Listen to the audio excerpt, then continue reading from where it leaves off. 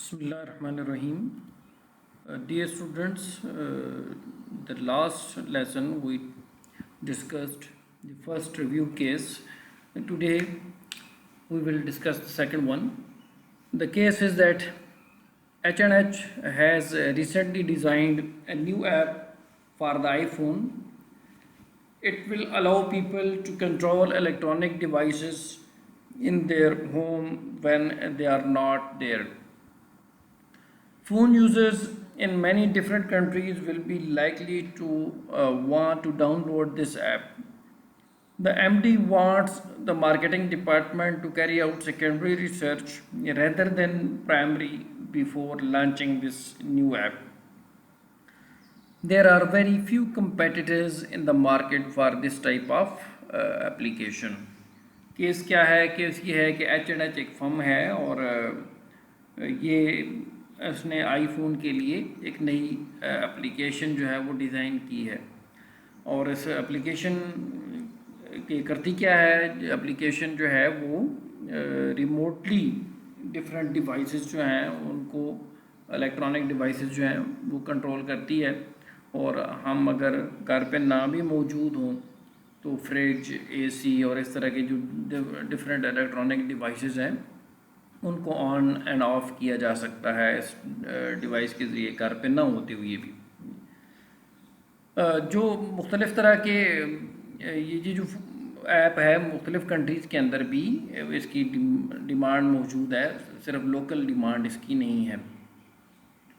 जो marketing department है उसका एमडी जो है वो H&H का उसका ओपिनियन ये है कि सेकेंडरी मार्केट रिसर्च की जानी चाहिए। इस हवाले से हमें जब इससे पहले कि हम ये एप्लीकेशन मार्केट में लॉन्च करें, जबकि उसके ख़्याल में प्राइमरी मार्केट रिसर्च की ऐसा ज़रूरत नहीं है। और आखिर में एक इन्फॉर्मेशन जो हमें प्रोवाइड की गई है वो ये है कि इस तरह की एप्लीकेशन के लिए मार्केट में बहुत चंद एक कंपेटिटर्स हैं, कुछ ज़्यादा कंपेटिटर्स मौजूद नहीं हैं। क्वेश्चन इस केस से हमसे जो पूछा जा रहा है, the very first question is that define the market secondary research. 2 number का एक सवाल है, डेफिनेशन हमसे पूछी गई है कि सेकेंडरी रिसर्च क्या होती है। Secondary market research which is also known as desk research is the use of information which has already been collected by someone and is available for use. Secondary market research जिसको हम desk research भी कहते हैं, ये basically एक ऐसी research है जो पहले से कलेक्टेड डाटा को अवेलेबल रिसोर्सेज से ही कलेक्ट करती है। पहले से प्राइमरी रिसर्च कहीं की जा चुकी होती है, उससे ये डाटा उठाती है।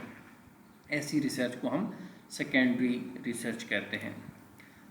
The second question is identify 2 sources of secondary market research data which could be used by H&H।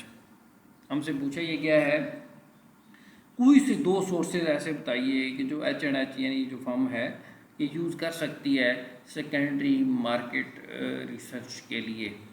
तो इसमें डिफरेंट सोर्सेज हैं हमारे पास, हम उनमें से कोई से 2 अगर मेंशन करना चाहें तो वेरी फर्स्ट सोर्स में be the data publish by the government agencies. बहुत सारी गवर्नमेंट एजेंसीज हैं कि जो रिसर्च करती हैं और वो डाटा फिर उसका पब्लिश करती हैं, वो डाटा पब्लिकली अवेलेबल होता है।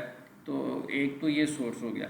उसके अलावा मैगज़ीन्स हैं, जर्नल्स हैं, न्यूज़पेपर्स हैं, ये वो सारे सोर्सेज हैं कि जहाँ से हम सेकेंडरी मार्केट रिसर्च कर सकते हैं।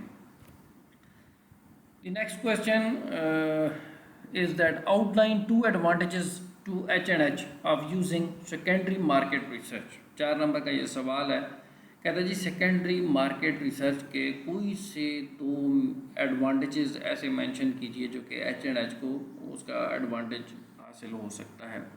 इसमें द वेरी फर्स्ट एडवांटेज में be that rapidly collected easily available. Secondary market research का एक बड़ा एडवांटेज ये होता है कि ये आपको फ्रॉम द स्क्रैच रिसर्च नहीं करना पड़ती, पहले से रिसर्च कर ली गई होती है, प्राइमरी रिसर्च हो चुकी होती है और उसकी बेस पे आपको एक पहले से डाटा अवेलेबल होता है, इसमें कोई ज़्यादा एफर्ट पुट अप नहीं करना पड़ती, ये आसानी से अवेलेबल होता है। एक एडवांटेज तो इसका ये है। The second advantage may be that it is a cheaper, or even you may say that it is a time saving. ये एक सस्ता, secondary market research as compared to primary market research सस्ती है। क्यों? इसलिए कि ये आपको फ्रॉम द स्क्रैच रिसर्च नहीं करनी। आपने प्राइमरी मार्केट रिसर्च के लिए तो बड़ा टाइम कंज्यूम करती है, वो बड़े एक्सपेंडिचर उसके ऊपर आपको करना पड़ते हैं, लेकिन सेकेंडरी मार्केट रिसर्च निस्बतन एक सस्ता सोर्स भी है और इसमें टाइम की भी बड़ी बचत है, टाइम सेविंग होती है इसके अंदर। तो इस तरह से ये इसके एडवांटेजेस हैं जो कि मेंशन किए जा सकते हैं। The next question is that explain 2 reasons why accurate market research information is important to H&H।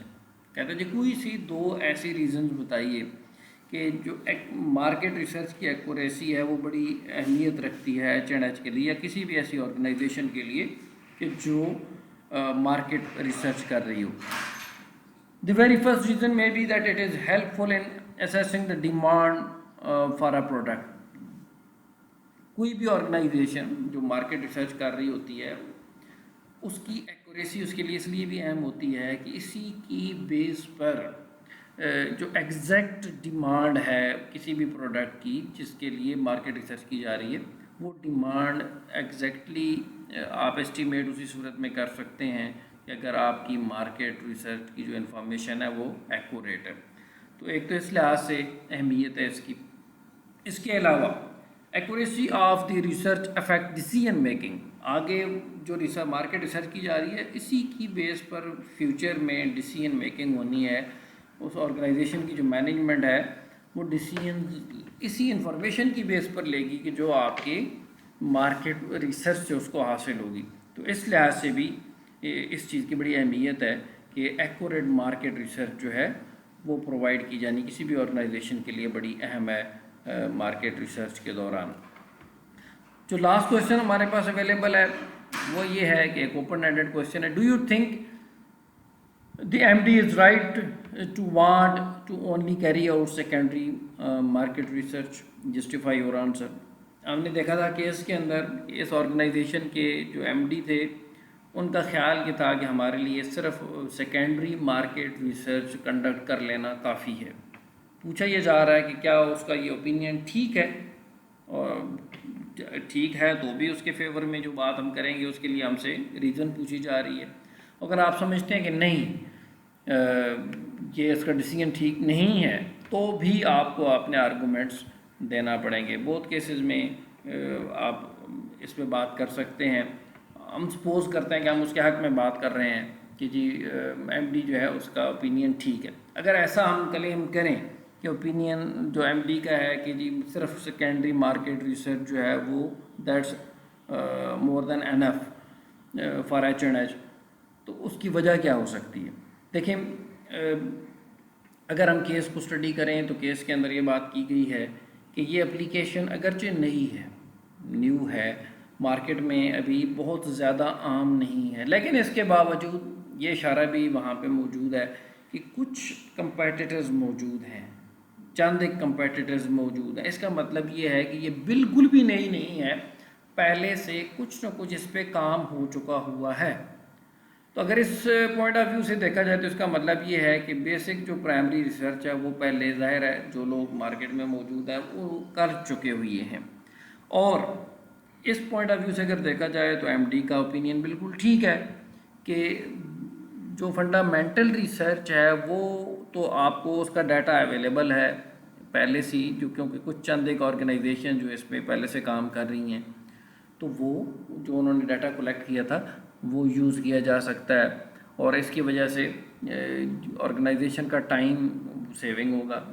ठीक है जी, डेवलपमेंट के प्रोसेस जो है वो जल्दी शुरू हो सकेगा।